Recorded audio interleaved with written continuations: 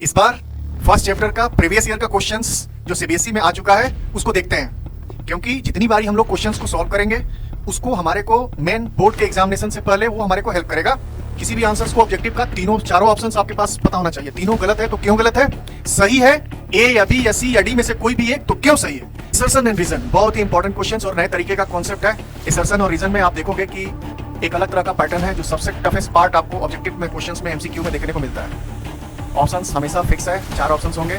हमेशा सी और डी में कोई प्रॉब्लम नहीं होता किसी बच्चों को, क्योंकि एक में हमको पता ही चल जाता है कि कौन सा स्टेटमेंट सही है या गलत है, तो इजी में चूज कर लेते हैं कि सी होगा या डी होगा। प्रॉब्लम होती है ए और बी में, और ए और बी मतलब असर्शन और रीजन में करेक्ट एक्सप्लेनेशन में होती है। तो दोनों को आपको इन्वर्सली शिफ्ट करके देखना होता है, क्या दोनों के बिना कोई काम चल रहा है क्या।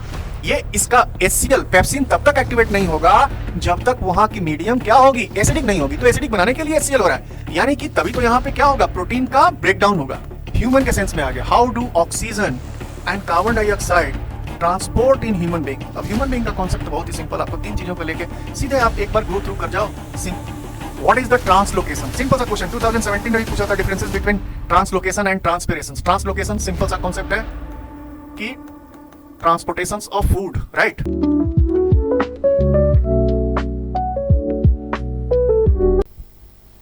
जय हिंद बच्चों, कैसे हैं आप लोग।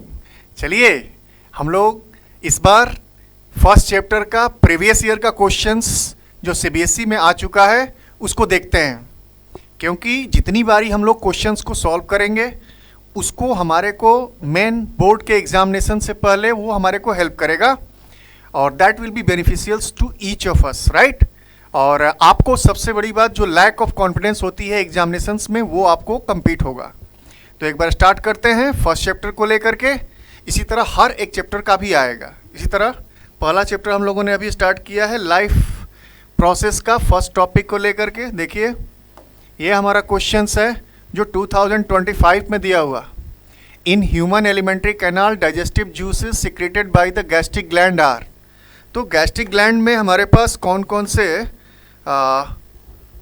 केमिकल्स जो कि सीक्रेट होते हैं। गैस्ट्रिक ग्लैंड में हमारे पास 3 चीज़ों को हम लोगों ने पढ़ा है, जो अपने फर्स्ट वाले हम लोग जब अपनी जो स्टडी कर रहे थे लाइफ प्रोसेस को उसमें दिखाया गया था, जिसमें डाइजेशन में स्टमक के अंदर हमारे पास 3 चीज़ें सीक्रेट हो रही हैं।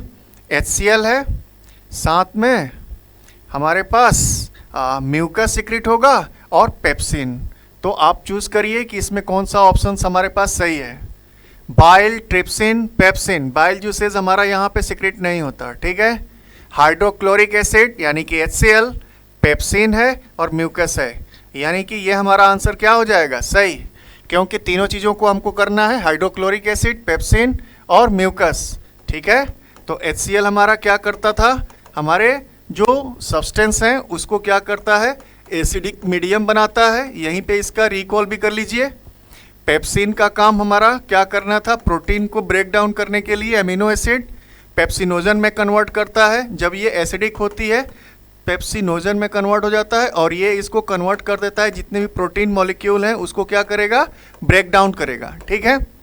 उसी तरह म्यूकस हमारा क्या फंक्शंस है, इसके रिगार्डिंग और भी क्वेश्चंस जो आपको कभी देखने को मिलेगा कि inner line of stomach why it is going to be safe, because HCl is going to be secreted and the pH value is very much acidic in nature, 1.2 almost, right। तो इससे तो आपकी पूरी की पूरी इनर लाइन जल जानी चाहिए, लेकिन म्यूकस हमारा क्या है, हाइड्रोक्सिल आयन करता है, ये बेस है, राइट। तो ये हमारा क्या करता था, इनर लाइन को प्रोटेक्ट करता था, क्योंकि जब एसिड और बेस हम जानते हैं, आप लोगों को अतुल सर पढ़ाए होंगे, जब जहाँ पे भी मिलेगा एसिड बेस वो न्यूट्रलाइज हो जाएगा और ऐसे में सॉल्ट का क्रिएशन हो जाएगा। तो आंसर हमारे पास मिल गया बी। किसी भी आंसर्स को ऑब्जेक्टिव का चारों ऑप्शंस आपके पास पता होना चाहिए। तीनों गलत है तो क्यों गलत है, सही है ए या बी या सी या डी में से कोई भी एक तो क्यों सही है। जब तक वो चारों ऑप्शंस आपको नहीं होंगे, तीनों गलत नहीं पता चलेगा, आप एग्जैक्ट आंसर नहीं दे सकते। देखने में लगता है कि केवल ये टिक मार करना है, ऐसा नहीं है। इसमें एक एक क्वेश्चंस में 4-4 क्वेश्चंस होते हैं, इसलिए प्रैक्टिस। जैसे लाइपेज है हमारा, बाइल है, म्यूकस है। लाइपेज कौन सेक्रेट करता है, लाइपेज, ट्रिप्सिन और एमाइलेज पैनक्रियास का है, तो ये यहाँ पे कोई मतलब ही नहीं है। सेलिवरी ग्लैंड, एमाइलेज हमारा माउथ करता है, तो ये सब गलत हो गया।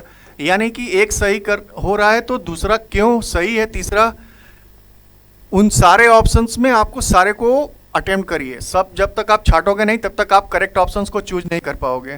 ठीक है, तो फर्स्ट का आंसर हमारे पास बी हो गया। सेकंड में आओ, in living organism during respiration which of the following product are not forms if oxygen is not available.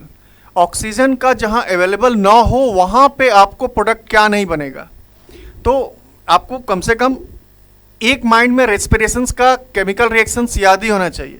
अगर केवल एक भी याद है कि हम लोग क्या करते थे, 1 ग्लूकोज को लेते थे, 1 ग्लूकोज को जब हम लोग नॉर्मल सा सेल के अंदर हमारे पास ग्लाइकोलिसिस प्रोसेस के अंदर है ना, ग्लाइकोलिसिस प्रोसेस के अंदर जो प्रोसेस होती थी 2 मॉलिक्यूल्स ऑफ पायरुविक एसिड का फॉर्मेशन होता था, और यहाँ पे प्रेजेंस में ऑक्सीजन के प्रेजेंस में माइटोकॉन्ड्रिया के पास, राइट, माइटोकॉन्ड्रिया के पास क्या बनता था, 6CO2 plus H2O plus 38 molecules of ATP।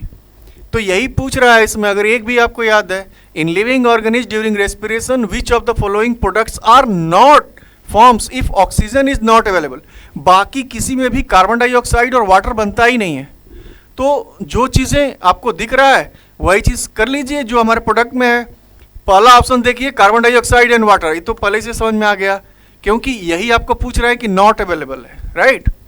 Carbon dioxide और एल्कोहल बनता है, राइट, कब, जब फर्मेंटेशन होता है, एथेनॉल बनता है, एथेनॉल प्लस साथ में कार्बन डाइऑक्साइड, एथेनॉल और 2 मॉलिक्यूल्स ऑफ ATP। उसी तरह लैक्टिक एसिड भी बनता है और लैक्टिक एसिड भी बनता है हमारा, ठीक है ना।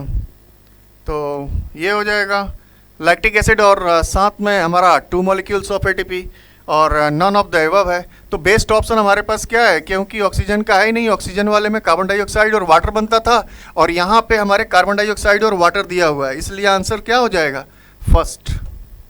ठीक है, उसी तरह नेक्स्ट पार्ट देखिए, क्वेश्चन नंबर 3 में आके देखते हैं हम लोग।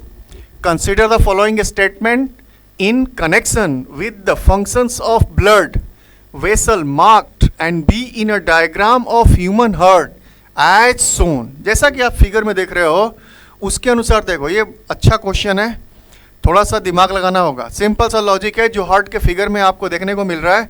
एक पॉइंट जो आप ये देख रहे हो, ये वाला पोर्शंस बी, जहाँ पे आपके हार्ट के अपर पोर्शन से बाहर निकल रहा है, यानी कि ये बी क्या होगा, बी हमारा बन जाएगा क्या, aorta.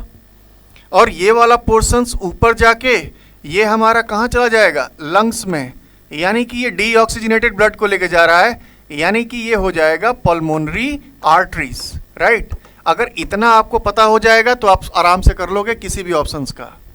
Blood vessels A, it carries, A की बात हो रही है, यानी कि ए में देखो, it carries carbon dioxide rich blood to the lungs, right. यानी कि इम्प्योर ब्लड को हम लोगों ने देखा था जब ब्लड सर्कुलेटरी सिस्टम में पढ़ा रहे थे। तो हमारा पल्मोनरी आर्टरी क्या करता है, आपके राइट एट्रियम से पूरा का पूरा इम्प्योर ब्लड को ऊपर लेके जाके लंग्स पे लेके जाता है। तो ये वाला सही आंसर है, यानी कि ये सही है। Blood vessel B, it carries oxygen rich blood from the lungs, ठीक है, यानी कि ये carries oxygen rich blood from the lungs, B हमारा सेकेंड का ऑप्शन। ब्लड वेसल बी में देखिए जरा एक बार इसको पढ़िए, left atrium relaxes as it receives blood from this blood vessels, सही है। एक बार जब आर्ट्रियम में आने के बाद जो वेंट्रिकल का पोर्शन होता है वो कॉन्ट्रैक्ट होती है लेफ्ट वेंट्रिकल की, एट्रियम हमारा रिलैक्स हो जाता है। Blood vessel A, right atrium has a thick muscular wall, has pumped blood to these blood vessels. Which one is the correct answer are there, right? तो एक बार जरा देखिए बी जो है हमारे पास क्या कह रहा है कि blood vessel B it carries oxygen rich blood from the lungs, सही है। हमारा लंग्स से हमारा आया हुआ है प्योर ब्लड और ऑक्सीजनेटेड है, वो उसको लेके जाएगा। थर्ड पोर्शन है blood vessels B, left atrium relaxes, it receive blood from the blood vessels, क्यों, क्योंकि ये कॉन्ट्रैक्शंस होती है हमारी लेफ्ट वेंट्रिकल, तो एट्रियम हमेशा क्या होगा, रिलैक्स हो गया, यानी कि फर्स्ट भी सही, सेकंड भी सही और थर्ड सही। Blood vessels A, right atrium, A जो है right atrium has a thick muscular wall, has to pump blood to the blood vessels. देखो ये जो है ना पोर्शंस, वहां से राइट एट्रियम से सीधे और सीधे कहाँ लेके जाना है, इम्प्योर ब्लड को ऊपर लंग्स में लेके जाना है, इसलिए यहाँ पे thick muscular wall has to be pump blood to the blood vessels को कोई आंसर सही नहीं है। तो आपके पास 3 ऑप्शन सही हो जाएगा, फर्स्ट, सेकंड और थर्ड। तो आपको जाना चाहिए ऐसे में डी ऑप्शंस को लेकर, ठीक है। तो ये आपका करेक्ट आंसर हो जाएगा, ठीक। इसी को फिर नेक्स्ट में देखो, तो नेक्स्ट क्वेश्चंस हम लोग देखते हैं।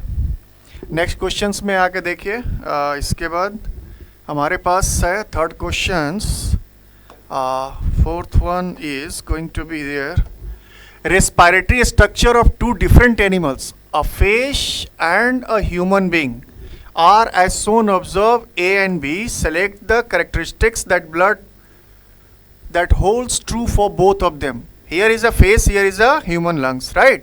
So alveoli का स्ट्रक्चर यहाँ दिया हुआ है, यहाँ पे गिल्स दिया हुआ है, ठीक है ना। ये ह्यूमन के लिए और ये हमारे फिश के लिए। तो ऑप्शंस में क्या है, both are placed internally into the body of animals. Internally तो ह्यूमन में है, लेकिन फिश में गिल्स बाहर की तरफ ही है, तो ये तो गलत है, right. Second, both have a thin and moist surface of gaseous exchange. Yes, सही है, यही आंसर इसका सही होगा। दोनों का एक्सचेंज पोजीशंस मॉइस्ट होते हैं, थिन सरफेस एरिया होता है ताकि डिफ्यूजन प्रोसेस से इजी वे में हो सके।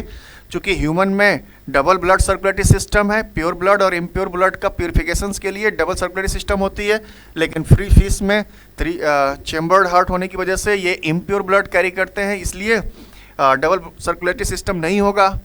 Both are poorly supplied with blood vessels to conserve energy, सही, गलत है ये भी। In both of blood returns to the heart after being oxygenated. ऐसा नहीं है, ह्यूमन में रिटर्न होगा लेकिन इसमें नहीं होगा, फिश में नहीं होगा, क्योंकि इम्प्योर ब्लड कोई कैरी करता है। तो इसका आंसर हमारे पास क्या हो जाएगा, B, both have a thin and moist surface to exchange of gaseous, right, that is the right answer.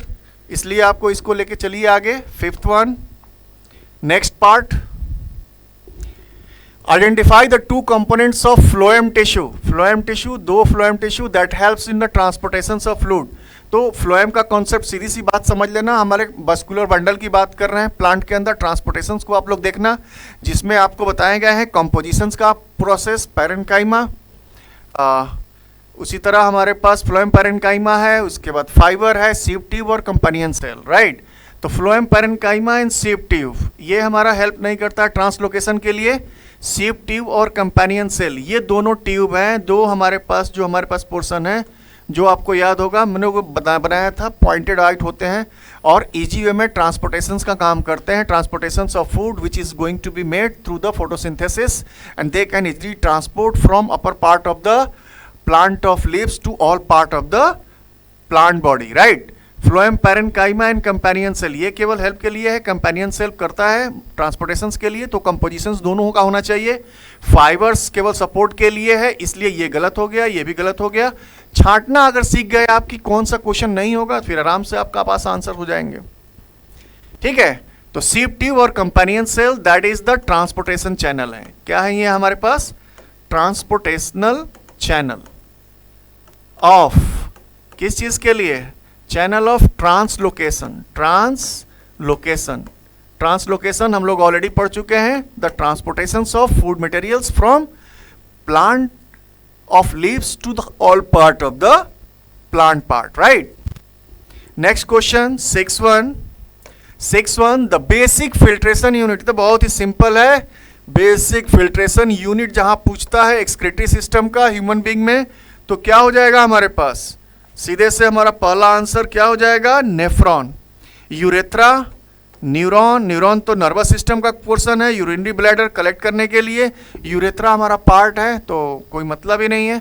Nephron is the basic filtration unit of human excretory system. Go करिए आगे, बढ़िए इसको आगे। Next one, which one of the among the following is not removed a waste product from the body of plant. कौन सा plant में waste product नहीं होता? सिंपल सा, रेजिन एंड गम्स है, लैटेक्स है, रेजिन्स है, विल्टिंग ऑफ लीव्स है, fruits drop down of leaves in autumn season. Urea, देखो सिंपल सा क्वेश्चन है, यूरिया केवल हम लोगों को कहाँ पे मिलेगा? एनिमल्स में देखने को मिलेगा। तो यहीं से हमारे पास समझ में आ गया कि हमें क्या चूज़ करना है, यानी कि हमारे पास सीधा आंसर है क्या? यूरिया। ड्राई लीव्स प्लांट में होते हैं, एक्सेस वाटर ये भी रिलीज होती है प्लाज्मोलाइसिस के थ्रू, ठीक है ना, और रेजिन्स एंड गम ये तीनों होते हैं। तो कौन सा हमको क्या चूज़ करना था? नॉट।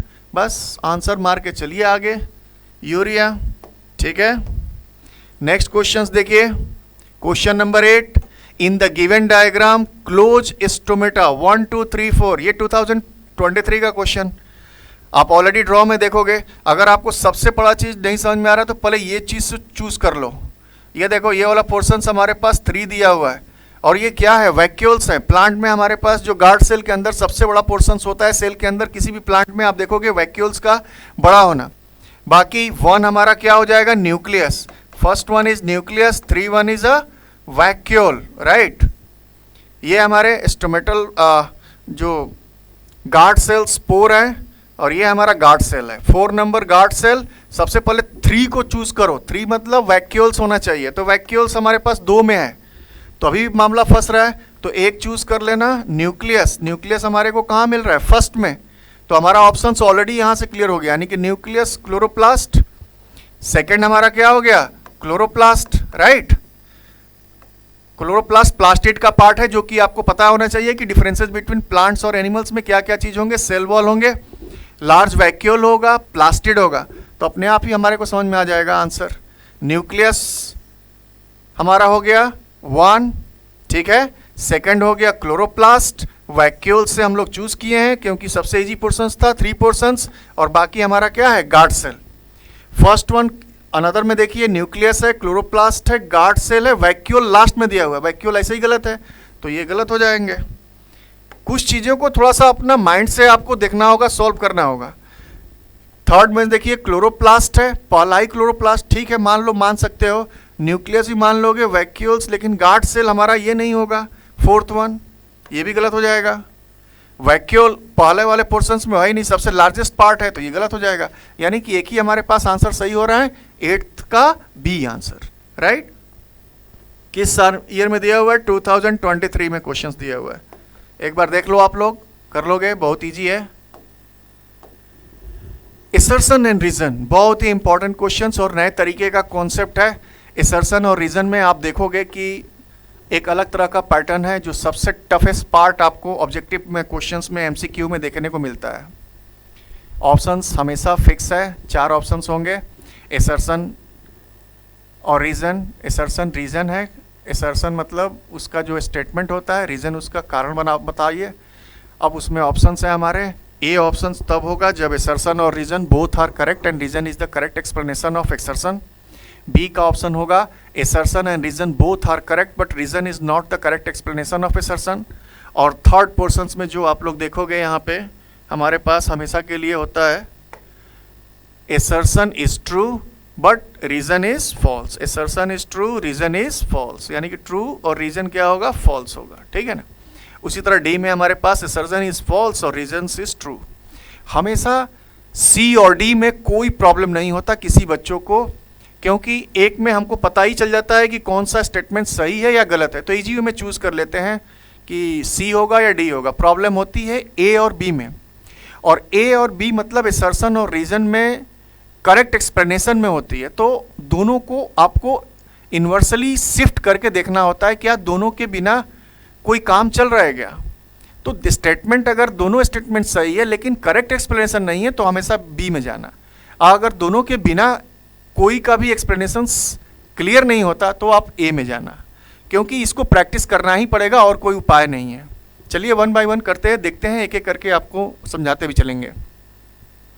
जैसे हमारे पास असर्शन है, xylem tissue moves water and minerals obtained from the soil, obtained from the soil, ठीक है, बाय द रूट्स। ये स्टेटमेंट कैसा लगता है? सही है भाई जाइलम का काम ही है absorption of minerals and water from root to the top of the plant, right. तो ये हमारे को सही लग रहा है, ठीक है। रीजन क्या है, xylem tissue found only in roots. देखो बहुत ही यूनिक चीज यहाँ पे है। मोस्टली जो एसर्शन रीजन में जहाँ इस तरह का वनली वगैरह का क्वेश्चन आए तो वहाँ पे तुम लोग सतर्क हो जाना, वो स्टेटमेंट मोस्टली रॉन्ग होने के चांसेस मैक्सिमम होते हैं। 90+% है हमारे पास रॉन्ग होगा। अगर केवल रूट में ही होता तो क्या ट्रांसपोर्टेशन ऊपर कैसे पहुँच पाता, जा ही नहीं पाता। इसलिए ये क्या हो गया, गलत हो गया। तो अगर रीजन गलत है और एसर्शन सही है तो हमारा आंसर क्या हो जाएगा, assertion is true, reason is false, answers will be what, C हो जाएगा। ठीक है, इजी है, ऐसे ही करते हुए चलते हैं। नेक्स्ट देखिए, amoeba takes in a food using finger like extension. Finger like extension को क्या बोलते हैं हम लोग, स्यूडोपोडिया। क्या बोलते हैं उसको, pseudopodia. Pseudo means false, podia means feet, जो कैप्चर करने के लिए थोड़ी देर के लिए बनाता है। तो सही answer, that is a true one. Reason, in all unicellular organism food takens by the entire cell of the surface. वो जो बना रहा है स्यूडोपोडिया, वो कोई फिक्स पोर्शंस पे नहीं है, वो किसी भी अमीबा के किसी भी बॉडी पार्ट से बना सकता है, जिधर से भी आपके पास फूड आ गया, ठीक है ना। उसके लिए कोई फिक्स नहीं है। अगर हमारे पास यहाँ पे फूड आ गया, मान लो एक मैंने दे दिया कि यहाँ पे कोई फूड आ गया, तो ये यहाँ बनाना शुरू कर देगा। अगले आप स्लाइड में देखते हो क्या कि सिंपल सा चीज़ क्या करेगा कि ये ऐसे होते हुए यहाँ से ऐसे बनाया, ऐसे बना लिया फूड, यहाँ पे 2 फिंगर लाइक स्ट्रक्चर बना लिया, राइट, ताकि आराम से इजी वे में ये इस तरह का बना लिया, ठीक है, जिसको कि हम लोगों ने नाम दे दिया क्या, स्यूडोपोडिया। तो ये कोई फिक्स नहीं है, ये कहीं पे भी हो सकता है, इसलिए सही है। यानी कि amoeba takes a food using finger like extension of cell structure, that is a true. In all unicellular organism food is taken by the entire body of cell. यानी कि किसी भी बॉडी पार्ट में फूड को वो unicellular होने की वजह से, वेल डिफाइंड स्ट्रक्चर ना होने की वजह से, वो कहीं से भी प्रोजेक्शंस लाइक स्ट्रक्चर बना सकता है, फिंगर लाइक प्रोजेक्शन, जिसको स्यूडोपोडिया बोल सकते हैं, और फूड को क्या कर सकता है, कैप्चर कर सकता है। यानी कि reason is the correct explanation of assertion. तो ऐसे केसेस में इसका आंसर हमारे पास ए हो जाएगा, राइट। तो इसका बेस्ट ऑप्शन है, हमने क्या कर दिया, इसका रीजन क्या कर दो, ए, मतलब assertion and reason both are correct and reason is the correct explanation of assertion. चलो नेक्स्ट को एक बार प्रैक्टिस करो, देखो क्या कह रहा है ये। 2019 का क्वेश्चन है एसर्शन में, hydrochloric acid helps the digestive of food, digestion in food in the stomach. It is a true और false, it is a true, that means it is a true statement because it releases 3 kind of chemical substances, HCl, pepsin as well as mucus। तो उसी में से एक बात कर रहा है क्या, हाइड्रोजन क्लोरिक एसिड का। Hydrochloric creates a acidic medium to activate protein digestive enzyme. Very very good, यही चीज है। ये इसका HCl, पेप्सिन तब तक एक्टिवेट नहीं होगा जब तक वहां की मीडियम क्या होगी, एसिडिक नहीं होगी। तो एसिडिक बनाने के लिए HCl हो रहा है, यानी कि तभी तो यहां पे क्या होगा, प्रोटीन का ब्रेकडाउन होगा और वो क्या बनाएगा, एमिनो एसिड्स में, ठीक है ना। तो ये बोथ आर करेक्ट, यानी कि reason is the correct explanation of assertion. इसका भी आंसर हमारे पास क्या हो जाएगा, A, right. Excuse me, 12 sorry, the rate of breathing in aquatic organism is much faster than terrestrial organism. It is a true or false? भाई simple सा चीज़ है, पानी के अंदर है, पानी लेने में ऑक्सीजन की मात्रा काफ़ी कम है, उसको वो गिल्स के थ्रू रीएब्जॉर्ब करेगा, स्पीट करके गिल्स के थ्रू, ताकि ऑक्सीजन उसको डिसॉल्व हो। टेरेस्ट्रियल रीजन में ऑक्सीजन का परसेंटेज 21% इजी वे में करना है, इसलिए ये स्टेटमेंट भी क्या है, सही है, इजी वे में आपको मिल जाएगा। The amount of oxygen dissolve in water is very high as compare to the amount of oxygen in air. It is a true, no, it is a false. So what will be the answer, answer will be C, assertion is correct, reason is wrong। Automatically clear हो जाएगा, इसमें कोई दिक्कत ही नहीं है। 13 questions देखिए। Question ये आ चुका है 2023 assertion reason the anaerobic respirations which takes place in yeast has one of the end product as an acid. Is it true और फॉल्स? ईस्ट के फॉर्मेशंस में एथेनॉल होता है, साथ में कार्बन डाइऑक्साइड और 2 molecules of ATP. During anaerobic respiration there is a incomplete breakdown of glucose. सही है, लेकिन एसिड का प्रोडक्शन होता है क्या? एंड प्रोडक्ट में हमारे पास क्या होता है? एंड प्रोडक्ट्स में एथिल अल्कोहल है एथेनॉल के फॉर्म में, और साथ में हमारे पास क्या बनता है? And product. एंड प्रोडक्ट बनता है एथेनॉल प्लस CO2 भी बनता है, साथ में 2 मॉलिक्यूल्स ऑफ ATP बनता है। बस, कोई एसिड का फॉर्मेशंस नहीं है, यानी कि ये गलत है। और रीज़न क्या है? सही है, कंप्लीट ब्रेकडाउन ऑफ डाइजेशन नहीं होता, यानी कि इसका आंसर हमारे पास क्या हो गया? Assertion is wrong, reason is correct. Answer हो जाएगा क्या? डी। ठीक है, तो एक बार देख लो, अपने आप सॉल्व करना सुन लोगे। Define the term excretion. Next part है short question, type of questions की बात हो रही है यहाँ पे। ठीक है, तो why should animal excrete waste material? Simple सा कॉन्सेप्ट है। एक्सक्रीशंस को हम लोग ऑलरेडी समझ चुके हैं कि अगर हमने क्या कर देना है, removal of wastes, removal of wastes. और ये वेस्ट्स हमारे पास अलग अलग फॉर्म में है। देखिए, ये अगर गैसियस की बात करें तो ये हमारा हो जाएगा CO2। ठीक है, अलग पार्ट हमारा वाटर, एक्सेस वाटर भी हमारा एज ए एक्सक्रीटरी प्रोडक्ट होता है। साथ में नाइट्रोजिनस वेस्ट होते हैं, राइट? नाइट्रोजिनस वेस्ट में 3 तरह के हमारे पास हैं, यूरिया है, यूरिक एसिड है और अमोनिया है। तो यहाँ पे हमारा हो गया अमोनिया, हो गया यूरिया, हो गया और यूरिक एसिड, राइट? तो हम लोग जो मेन कॉन्सेप्ट जो ह्यूमन की बात करते हैं, ह्यूमन हमारा यूरियोटेलिक है क्योंकि यूरिया सिक्रेट करता है, बाकी वाटर रिलीज करेगा, गैसियस सब्सटेंसेस हैं, एक्स्ट्रा अमाउंट ऑफ मिनरल्स हैं, उसको भी हम लोग क्या करेंगे, ज़्यादा मात्रा में है उसको भी, कुछ मिनरल्स को भी फॉर्म में हम लोग ले सकते हैं, राइट? अब ये एनिमल्स की बात कर रहा है तो ये एनिमल्स का वेस्ट प्रोडक्ट।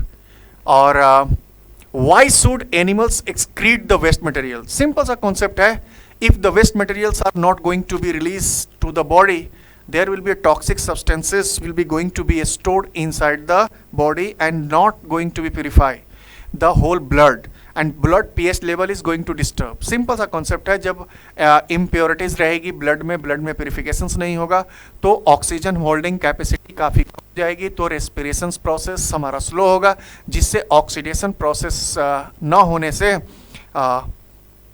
एनर्जी का फ्लो काफ़ी रुक जाएगा और बिना एनर्जी के कोई काम होने वाला नहीं है। All the kinds of living activities as a process of life has to be need lots of energy, right? So why should animal excrete waste material? Because it creates unbalanced, right? Unbalanced the blood pH level. Blood pH level हमारा क्या करेगा, disturb कर देगा। साथ में क्या होगा, metabolic activity doesn't perform, metabolic activities not perform properly. So energy, less energy will going to be releases, less energy releases, right? So it creates lots of problem, not try to perform all kinds of proper basic fundamental functions as a life process, right? So this kind of questions is also going to be asked. थोड़ा सा descriptive वे में लिखना भी है हम लोगों को, आदत डालिए लिखने के लिए, नहीं तो आप लोग लिख नहीं पाओगे। वैसे CBSE अब चाह रही है कि आप थोड़ा बहुत जरूर लिखना शुरू करें, ठीक है ना? Name the main excretory organs, name the main excretory organs human being state the information in the form in which the excretory matters thrown out of the body. ऐसे में आप लोग क्या कर दिए, फिजिकल प्रोसेस वाला डायग्राम बना दीजिए, सिंपल सा कॉन्सेप्ट। एक्सक्रीटरी ऑर्गन्स, कौन सा हमारे पास एक्सक्रीटरी ऑर्गन्स है? एक्सक्रीटरी ऑर्गन्स सीधी सी बात है, हमारे पास दो किडनी का स्ट्रक्चर बना दीजिए सिंपली। यहाँ से दो ट्यूब निकाल दो सिंपल सा। यहाँ से हमारा यूरिनरी ब्लैडर, राइट, ये यूरेथ्रा हो गया, ये हमारा क्या हो गया, किडनी, राइट। दो तरह की किडनी है, एक लेफ्ट किडनी और एक राइट किडनी। ये हमारा क्या हो गया, यूरेथ्रा, ये यूरिनरी ब्लैडर, राइट, और ये हमारा हो गया यूरेथ्रा का कॉन्सेप्ट। सो यहाँ पे आप देखते ही हो अलग अलग तरह से हमारे पास ट्यूब आ रही है। दो तरह की ट्यूब आएगी इधर भी और एक हमारे पास इधर भी आएगी, राइट। इम्प्योर ब्लड को ले जाने के लिए और प्योर ब्लड को प्यूरिफाई करने के लिए एक जाएंगी हमारे पास। तो रीनल आर्टरी जो है प्योर ब्लड को कैरी करेगा, रीनल वेन जो है इम्प्योर ब्लड को कैरी करेगा। तो ये सारी चीज़ें हमारे पास ऑर्गन है। कौन कौन सी हमारे पास ऑर्गन्स हैं, इसको आप पूरा नाम दे देना। एक्सक्रीटरी ऑर्गन्स में सिंपली क्या करेंगे, 3 जो है पोर्शन, 4 पोर्शंस है हमारे पास, यानी कि 4 ऑर्गन्स हमारे पास हैं, ठीक है ना। सिंपल सी बात है। एक्सक्रीटरी ऑर्गन्स में हम लोग आंसर इसका लिख देंगे क्या, किडनी हो गया, किडनी का पेयर हमारा 1 पेयर है, राइट। यूरेथ्रा, इसी को आप लिख दीजिए, कोई प्रॉब्लम नहीं है। और ये हमारे पास आ गया यूरिनरी ब्लैडर। बाकी हमारा urethra that is the opening portions होंगे। और इसका बेसिक यूनिट जो हमको लिखना है क्या, nephron. There is a nephron that is going to be establish present in the inside of kidney having a millions of nephron present on it. That is the basic fundamental unit of excretory organs, right. ये questions को आप descriptive वे में लिख के ख़त्म करिएगा, ठीक है। डायग्राम जरूर बनाइए, उसको लेबल करिए proper. How do leaves of plants helps in excretory plan, explain briefly, right. How do leaves of plant helps, right. Leaf of plants कैसे भाई करते हैं, एक्सक्रीशंस में कैसे काम करते हैं। सीधी सी बात है, हमारे पास प्लांट में क्या है, लीव्स है, और लीव्स में हमारे पास खूब सारा क्या पाया जा रहा है, एस्टोमेटा। और एस्टोमेटा का हम लोगों ने कॉन्सेप्ट एक ही चीज समझ लिया है क्या, फंक्शंस। 2 हम लोगों का फंक्शंस है। पहला फंक्शंस है exchanging of gases, right, exchanging of gases, as well as second functions what, removal of extra water, removal of water vapor, water vapor when, during photosynthesis. Can you remember the what is the process is going to be done to removal of waste material in the form of water vapor? That process is called what, transpiration, loss of water during the stomatal pore, right. तो exchanging of gases, और दूसरा हमारे पास क्या हो गया, removal of extra water vapor during the photosynthesis by the process of transpiration, right. Explain briefly, आप लोग कर दीजिए, डायग्राम बना लीजिए, stomatal pores को आप लोग दिखा दीजिएगा, गार्ड सेल्स कैसे ओपन होते हैं, बाहर का चीज़, ठीक है। यहाँ पे इसके नाम डाल दीजिए। ये हमारा हो गया स्टोमेटल पोर, सिंपल सा कॉन्सेप्ट है, बहुत बड़ा क्वेश्चन नहीं दिया हुआ। ये हमारे पास है क्या, गार्ड सेल, राइट। और जब ये फिल होगा वाटर से तभी ओपन होता है। ऑलरेडी आप लोग जाके अपनी स्लाइड देख सकते हो, जो हम लोग कंटेंट लाइव प्रोसेस में पढ़ाया है। During the day the photosynthesis is going to be done, xylem play a very important role to absorb water and minerals from root to the top of the leaves, where inside the leaves having stored lots of water inside the guard cells and stomatal pore is going to be open, right.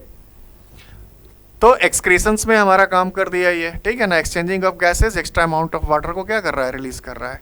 और भी एक्सक्रीशंस हमारे पास होते हैं जो अलग अलग parts में होते हैं एक्सक्रीशंस में। एक उसके पास लीव्स के अलावा रूट के अंदर और स्टेम के अंदर। यहीं पे याद कर लीजिए, स्टेम में लेंटिसेल्स होते हैं। लेंटिसेल्स क्या करेंगे, वहाँ से हमारे पास अलग अलग तरह के लैटेक्स या अनवांटेड वेस्ट मटेरियल्स भी क्या होंगे, रिलीज होंगे। और रूट के अंदर भी हमारे पास सेक्रेटरी प्रोडक्ट्स के रूप में यूज होते हैं, क्योंकि रूट के जो सॉइल है, सॉइल के अंदर इंटरमोलिक्यूलर स्पेस होते हैं where gaseous exchange is going to takes place and the waste material is going to be release right from plant to the environment. Next one, describe the structure and functions of nephron. Nephron ये सबसे tough question होता है हमेशा के लिए। तो nephron का structure बनाना मैंने आप लोगों को ऑलरेडी सिखा दिया था, फिर भी अगर नहीं याद है तो एक बार देख लीजिए, बनाना सीख लीजिएगा। और हेनले लूप बना लीजिए यहाँ पे, राइट। और इसके फंक्शंस को भी आपको बनाने आना चाहिए, राइट। तो नेफ्रॉन का स्ट्रक्चर बना लोगे तो फिर तो कोई दिक्कत ही नहीं है ना। ठीक है, ये बन गया ऐसे। इसका प्रॉपर स्ट्रक्चर बनाने को पहले आता था इस तरह का क्वेश्चंस, तो अभी थोड़ा कम आ रहा है, लेकिन आप लोगों को आना चाहिए। वैसे ये थोड़ा पतला हो जाएगा। फिर यहाँ से इस तरह के खूब सारे टेब्यूल्स बना देना, ठीक है।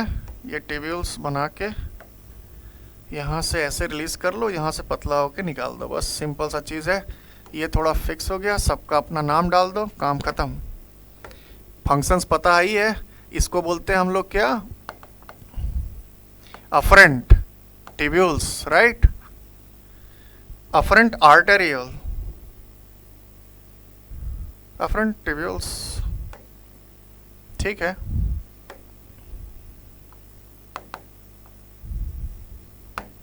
ये इफरेंट हो जाएगा, ठीक है ना। ये हमारे पास बोमन कैप्सूल, बोमन कैप्सूल, ठीक है। ये हमारा जो पोर्शन होता है, जो सबसे पास का जो ट्यूब होता है, इसको बोलते हैं हम लोग पीसीटी, प्रॉक्सिमल कन्वोल्यूटेड टेब्यूल्स। जो दूर होता है इसको बोलते हैं डीसीटी, डिस्टल कन्वोल्यूटेड टेब्यूल्स। एक बार हमारा जो हम लोग जो पढ़े थे एक्सक्रीशंस का पोर्शंस, वहाँ से देख लेना, आपको समझ में आ जाएगा। और ये हमारा क्या हो जाएगा, हेनलेज लूप, राइट। ये हमारा कलेक्टिंग डक्ट, कलेक्टिंग डक्ट। यहाँ पे ग्लोमेरुलस का स्ट्रक्चर है जो कि आपको बना डालना है, ऐसे ऐसे छोटे छोटे ग्लोमेरुलस। तो फंक्शंस भी पूछ रहा है, तो फंक्शंस भी आप लोगों को याद होना चाहिए। शॉर्ट में मैं यहाँ पे दे देता हूँ।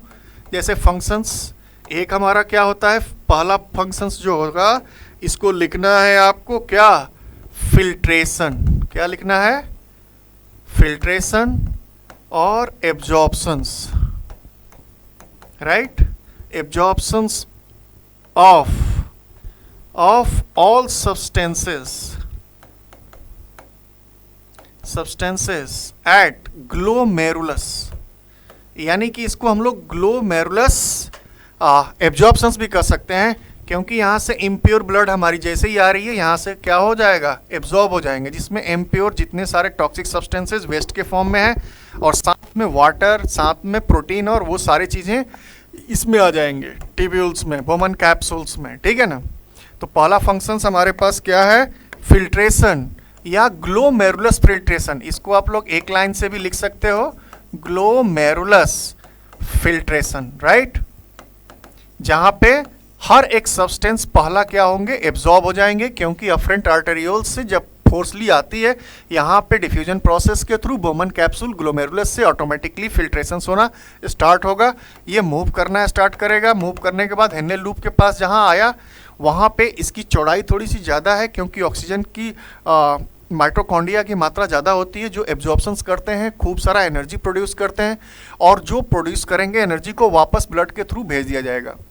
इसी के थ्रू जब वेस्ट मटेरियल में जब ज़्यादा मात्रा में हमारे पास यहाँ प्रोटीन वगैरह आ गया एब्जॉर्ब होने के बाद, तो इसको हम बाहर निकाल नहीं सकते हैं। जो कलेक्टिंग डक्ट के थ्रू, यूरेथ्रा के थ्रू बाहर आ जाएगा, ड्रॉप वाइज बाहर यूरिनरी सिस्टम के थ्रू बाहर निकलेगा। तो सेकेंड फंक्शंस यहाँ स्टार्ट हो जाता है, जो कि फंक्शंस हम लोग देखेंगे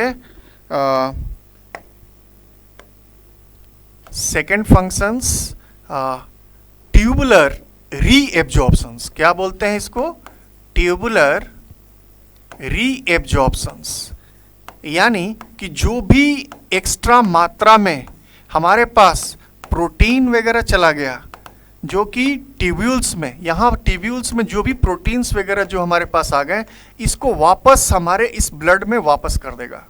ठीक है, ये प्रोसेस कहलाती है हमारा ट्यूबुलर रीएब्जॉर्प्शंस। और जो थर्ड पार्ट होता है, जितनी हमारे को जरूरत होगी वहाँ हम कर लेंगे, जो थर्ड पार्ट होंगे इसको बोलते हैं हम लोग मिनरल्स रीएब्जॉर्ब, इसको बोलते हैं secretions of minerals, right. Third part, the function is secretions of tubular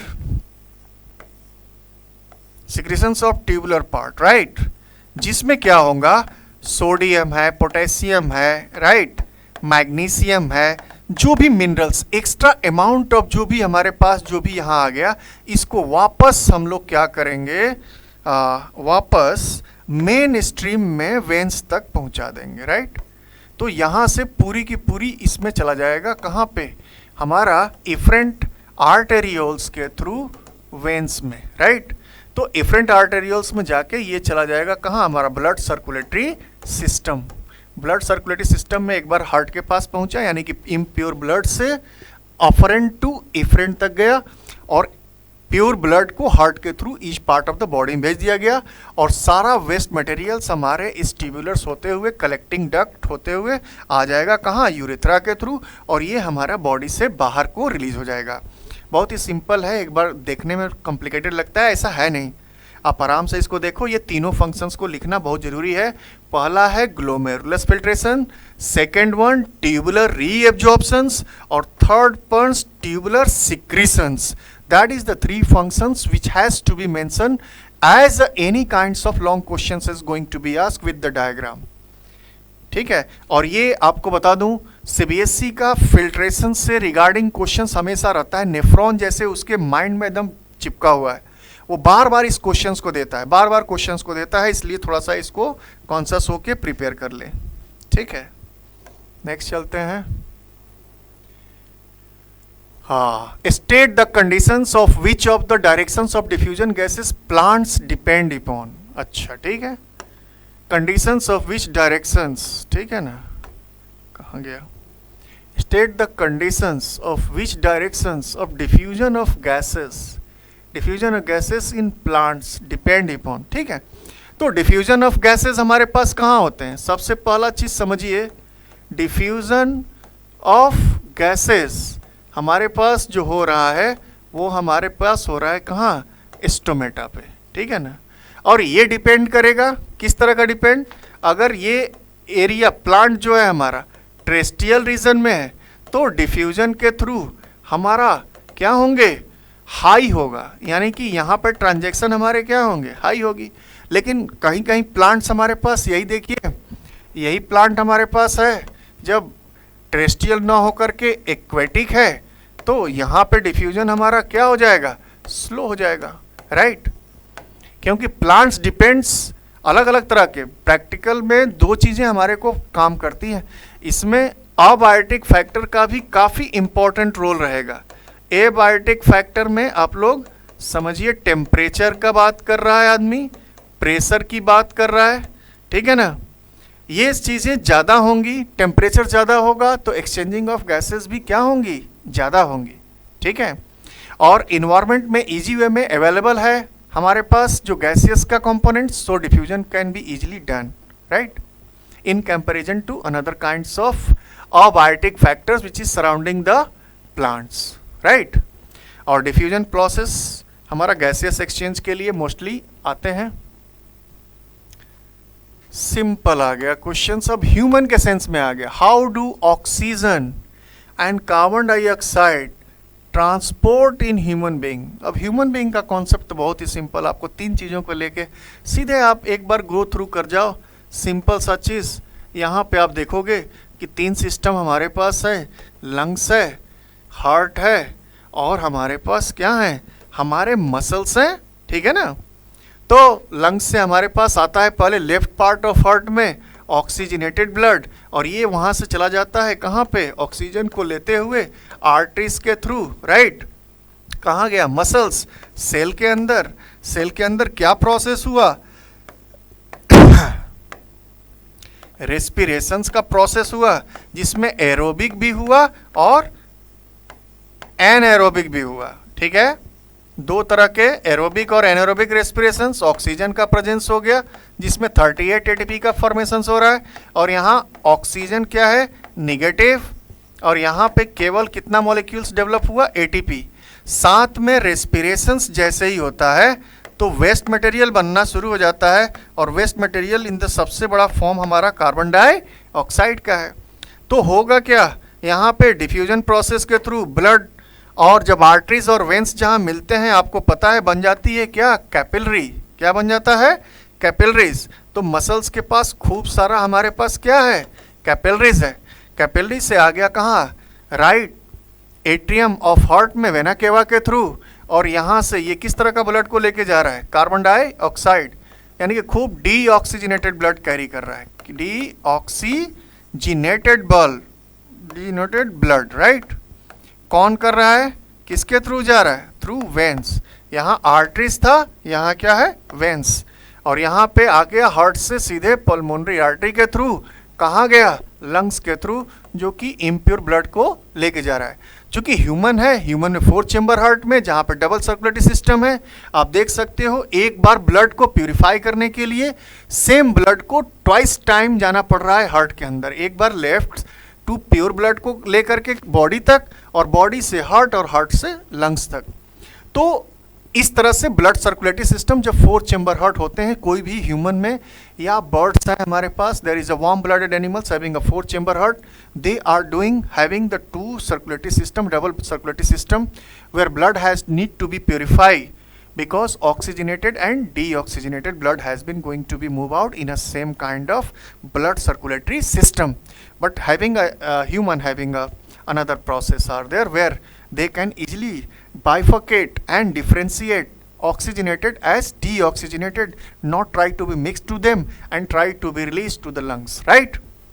So ये inhale के process के through आ रहा है, और यहाँ पे हमारे पास क्या हो रहा है, एक सेल में जो फिजिकल प्रोसेस हम लोगों ने देख लिया है, जहाँ पे लंग्स के थ्रू कैसे डिफ्यूजन प्रोसेस के थ्रू इम्प्योर ब्लड यानी कि ऑक्सीजन और कार्बन डाइऑक्साइड एब्जॉर्ब होकर के बॉडी के अंदर भी आ रहा है और बॉडी से बाहर भी जा रहा है।